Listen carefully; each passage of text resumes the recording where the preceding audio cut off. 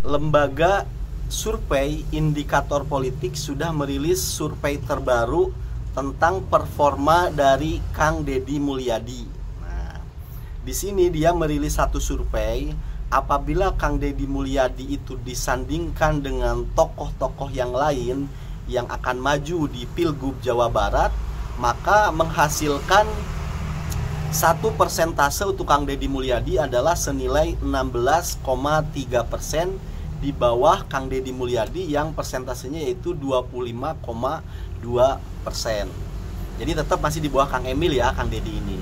Kemudian kalau diadakan head to head antara Kang Deddy dengan Kang Emil, maka Kang Deddy masih tetap di bawah Kang Emil, yaitu Kang Emil mendapatkan persentase 60,5, sedangkan Kang Deddy Mulyadi yaitu 37,9%.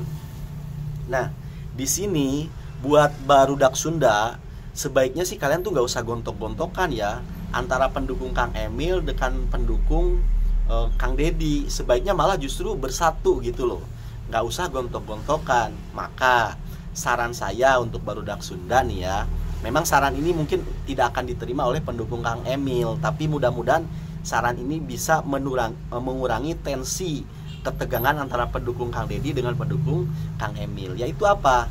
Yaitu barudak Sunda bikin satu movement di media sosial yang mendorong Kang Emil untuk maju di Pilgub DKI, di Pilgub Jakarta, dan biarkan Kang Deddy Mulyadi maju di Pilgub Jawa Barat. Memang ini mungkin tidak diterima ya oleh pendukungnya Kang Emil ya.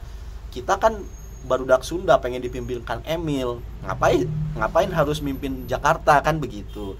Cuma ini daripada ada ketegangan, ada gontok-gontokan gitu kan, lebih baik bersatu dengan membuat satu movement yang mendorong Kang Emil maju di Pilgub Jakarta, menurunkan egonya gitu loh, biar dua putra terbaik Sunda ini tersebar, yaitu ya apa, kemampuannya itu bermanfaat untuk Indonesia. Yang satu bisa bermanfaat untuk Jakarta, yang satu bermanfaat untuk Jawa Barat. Karena kalau digabung lagi otomatis salah satu dari keduanya kan akan kalah, kan sayang, nggak kepake lagi tuh di situ. Padahal kedua putra terbaik Sunda ini punya kompetensi yang luar biasa baik kan begitu. Tapi kalau tersebar kan lebih baik untuk Indonesia.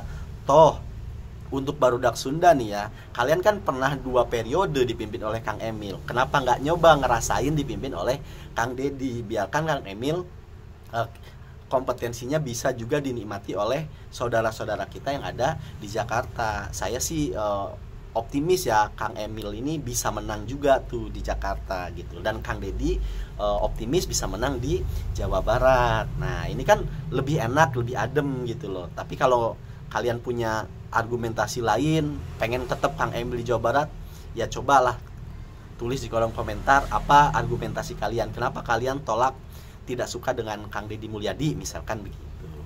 Nah sekarang apa hubungannya antara kasusnya Vina, terutama Peggy Setiawan, dengan Kang Deddy Mulyadi?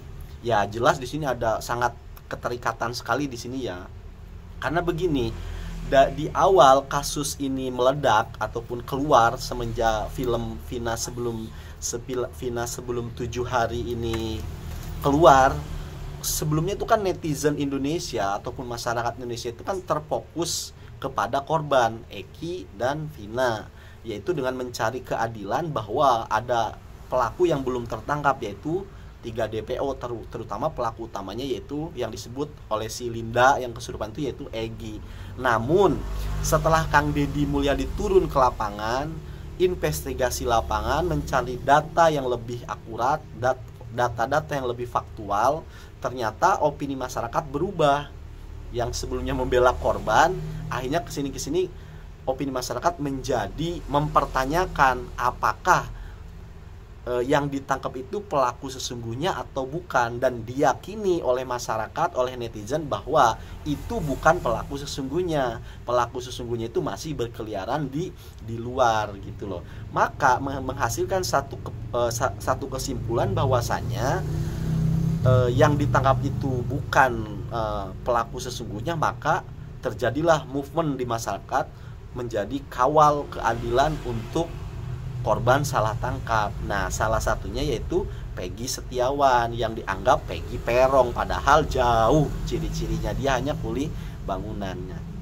Jadi hubungannya seandainya nanti kemenangan Peggy Setiawan, kebebasan Peggy Setiawan itu sama dengan kemenangan rakyat ataupun kemenangan netizen Indonesia, juga berikut kemenangan Deddy Mulyadi. Karena menurut saya pengaruh Deddy Mulyadi itu sangat besar sekali terhadap pengawalan kasus Peggy Setiawan ini, sampai ngirim pengacara, membantu keluarganya, bahkan cuma bantu omongan ya ataupun moral, tapi juga dalam bentuk uang, dalam bentuk materi. Itu Kang Deddy benar-benar all out mendukung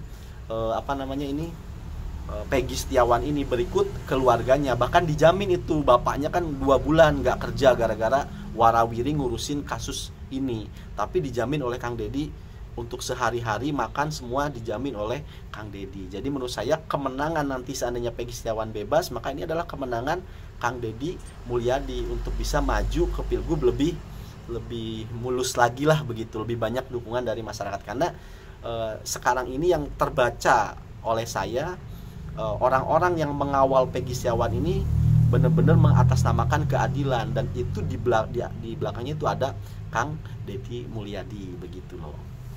Nah, terus kalau seandainya Peggy Setiawannya nggak bebas, kalah dalam pra-peradilan, apakah ini kekalahan juga untuk Kang Deddy?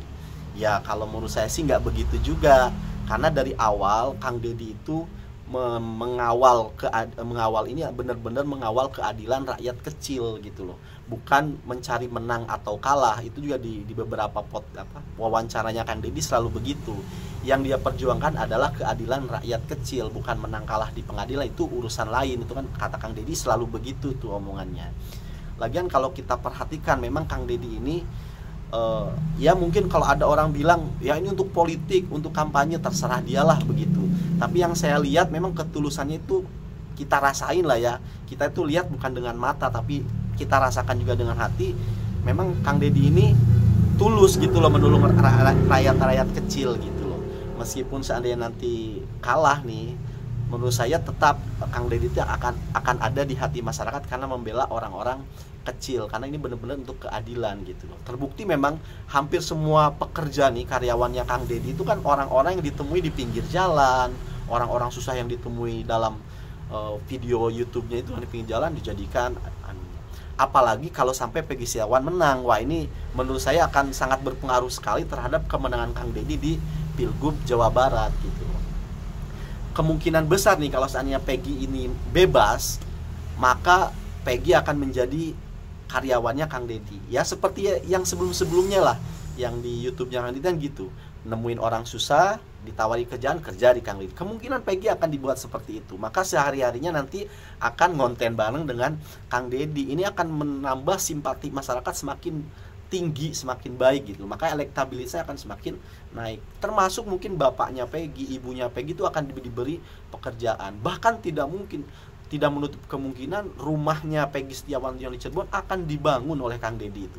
Saya yakin seperti itu. Kalau ini sampai bebas, ini akan menjadi kalau kebebasan Peggy ini akan menjadi pesta rakyatnya Jawa Barat, barudak Sunda. Saya yakin seperti itu. Jadi meskipun kalian nih yang kurang suka dengan Kang Deddy, tapi saya mohon lah ya, please untuk kali ini, karena memang yang diperjuangkan saat ini adalah keadilan rakyat kecil gitu. Jadi kalian tuh nggak usah bawa-bawa lagi, wah saya dukung Kang Emil, saya dukung Kang Deddy. Enggak, ini benar-benar untuk pembelaan rakyat kecil. Dan kalian juga, saya dan kalian itu sebagai rakyat kecil harusnya merasa terbela oleh Kang Deddy Mulyadi ini gitu loh. Jadi stop gontok-gontokan, saatnya kita bersatu padu, baik pendukung Kang Emil ataupun Kang Deddy. Ayo sama-sama mengawal keadilan rakyat kecil ini. Terima kasih, mudah-mudahan baik Kang Emil ataupun Kang Deddy dan Peggy Setiawan semuanya mendapatkan lindungan dari Tuhan Yang Maha Kuasa dan berakhir dengan keputusan yang terbaik, sebaik-baiknya dari Tuhan Yang Maha Kuasa. Kita sebagai netizen hanya mampu berdoa dan berusaha mengawal sebisa yang kita mampu.